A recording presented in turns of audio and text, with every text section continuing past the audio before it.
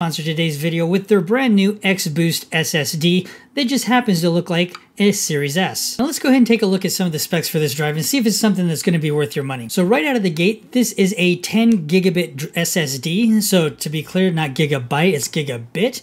And then you're also looking at USB 3.1 Gen 2, so it does get slightly higher transfer speeds than the Series S is actually capable of. You also get up to 1 terabyte of storage on this, and it is plug and play on most platforms. You go ahead and just plug it right into the Series S, it recognizes it, and asks you to go ahead and erase all the contents on the drive, which if it's brand new, it's not going to have anything, and then I'll go ahead and format it for the Series S to use. Now, there is a caveat here because the Series S and the Series X both use USB 3.1 Gen 1.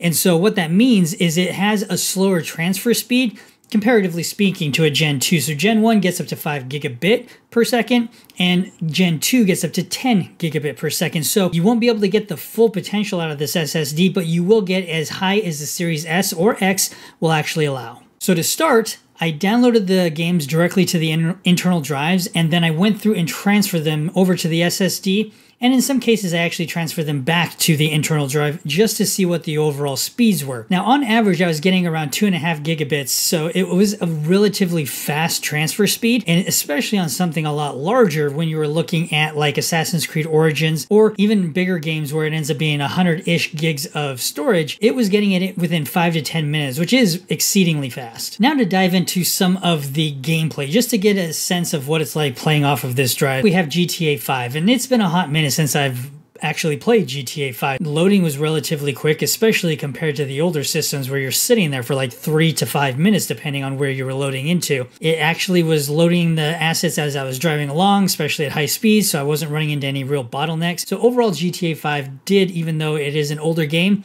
it did perform really well on this SSD. Which brings me to Assassin's Creed Origin, a slightly updated open world game from Ubisoft, and this game actually loaded really fast. It was faster than I was anticipating it loading, and then I went through and did just a quick travel to another location, and again, it was really quick to load. The SSD held up, especially over time as I was playing along with it. This thing didn't heat up at all. I didn't notice any issues or data transfer issues. It just really performed really well. And if you're wanting an external drive, especially for a Series S or Series X, or you're having a 1X or a 1S still, and you want to be able to play all these games off of this drive, especially if they're a non-series game, this is a great option.